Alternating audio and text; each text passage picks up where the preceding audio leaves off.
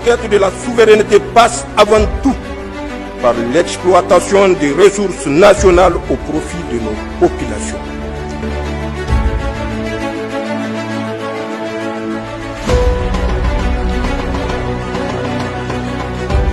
Soutenu.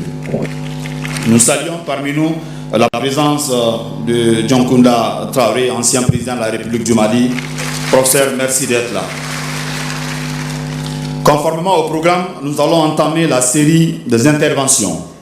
Excellence le capitaine Ibrahim Traoré, président du Faso, chef de l'État, nous vous prions de bien vouloir prendre la parole. Merci.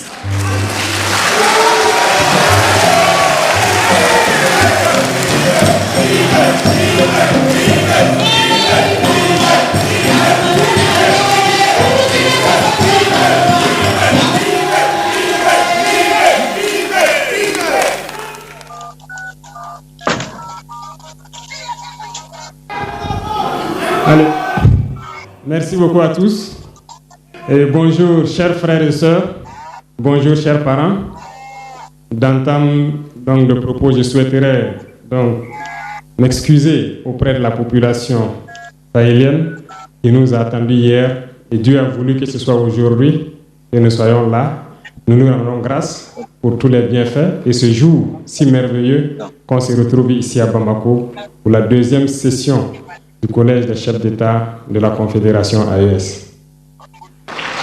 Je voudrais aussi rendre un hommage appuyé à nos vaillantes forces combattantes qui mènent un travail colossal sur le terrain et qui permettent qu'aujourd'hui nous pouvons nous retrouver ici pour communier au nom de nos populations. Je vais m'excuser encore une fois de plus auprès de ceux que mes mots pourraient vexer, parce que je n'irai pas par le dos de la cuillère. Nous allons nous attaquer encore aux mots qui miment l'Afrique.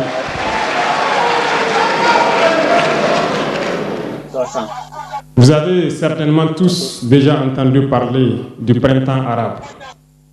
Ce phénomène qui a bouleversé la géopolitique du monde arabe, en commençant par le Maghreb, en Afrique et jusqu'en Asie, qui s'est manifesté avec des conséquences souvent désastreuses, des morts et des divisions par endroits, et des bouleversements politiques sans précédent dans d'autres endroits. Et je pense que tous les Africains devraient comprendre qu'est-ce que c'est que ce phénomène, d'où il vient, et qu'est-ce qu'il faut faire pour se prémunir d'un tel phénomène. Malheureusement, nous sommes au regret de constater que certains Africains ne se réveillent pas. Et ce que je vais dire n'est que ma pensée à moi, mon analyse, c'est qu'il y a quelque chose qui vient sur l'Afrique de l'Ouest, que j'ai appelé l'hiver noir. L'hiver noir arrive. Il sera un hiver très froid, un hiver sanglant, un hiver meurtrier. Vous allez me poser des questions, pourquoi? Eh bien, en fondant la Confédération de l'AES, nous avons senti ce froid venir. Et tous les jours que Dieu fait, nous nous évertuons à trouver des troncs d'arbres pour allumer un feu qui va réchauffer le cœur des Africains, un feu qui va réchauffer les mentalités et le sang des Africains pour nous unir autour. Nous nous sommes évertués également à faire la chasse aux loups pour essayer d'utiliser leur peau pour faire des manteaux pour nous protéger du froid de l'hiver. Nous nous sommes évertués à construire des montagnes, de grandes montagnes pour briser le vent de l'hiver qui devrait s'abattre sur nos communautés. Malheureusement, force est de constater que certains Noirs sont là tous les jours à arroser nos troncs d'arbres d'eau fraîche pour qu'ils ne puissent pas brûler. Ils se transforment en loups ou font en sorte que nous, chercheurs de loups, nous ne puissions pas surprendre le loup. Lorsque nous voulons construire nos montagnes, ils brisent les cailloux pour que nous ne puissions pas arriver. Pourtant, l'hiver arrive. Et quand l'hiver viendra, devrions-nous permettre à ceux-là qui combattent de venir se protéger avec nos manteaux qu'on a confectionnés, avec les montagnes qu'on a construites pour nous protéger des vents, ou encore se réchauffer avec nous autour du feu. Telle est la question qu'il faut qu'on se pose. Qu'adviendra-t-il donc du panafricanisme quand l'hiver viendra? L'hiver viendra parce que la guerre se transporte en Afrique de l'Ouest. Les impérialistes font tout pour mettre l'Afrique de l'Ouest à feu et à sang. Mais du sommet de l'État jusqu'à certaines populations, soit nous faisons semblant de ne pas voir venir le danger, ou bien nous sommes nous-mêmes complices de ce qui va arriver. Le chaos pourrait s'installer. Je dis bien pourrait s'installer. Beaucoup de gens pourraient mourir. Nous allons nous entretuer de manière tellement atroce que pendant ce temps, ils seraient là à piller nos richesses, à imposer leur volonté. Et ceux qui vont survivre de cette tragédie n'auront que deux choix. Soit s'unir pour toujours contre l'impérialisme ou se résumer à être des esclaves jusqu'à disparaître. Il faut donc se prémunir de l'hiver noir qui vient. Nous ne pouvons pas comprendre que les Noirs en Afrique de l'Ouest ici prient Dieu que les terroristes tuent des populations noires. Nous ne pouvons pas comprendre que des chefs d'État lâches se cachent derrière des médias, soi-disant médias, pour décourager, insulter, activer la haine entre les populations. Ces individus qui sont sur leur plateau, qui tous les jours du matin au soir crachent leur venin toxique pour attiser la haine entre les communautés, ils sont généralement très vilains. Avec leur gueule de misérable, ils ne savent que faire cela.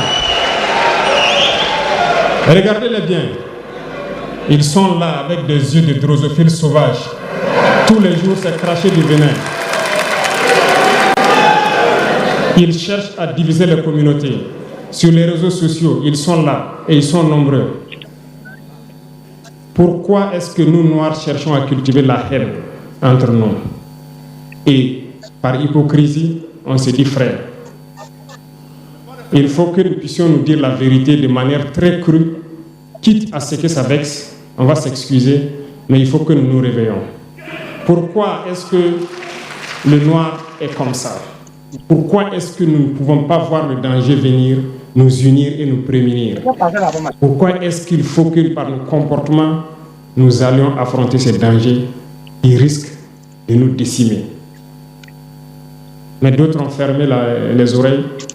Ils font semblant de ne pas entendre la politique de l'Autriche. Des peuples se complaisent dans la colonisation.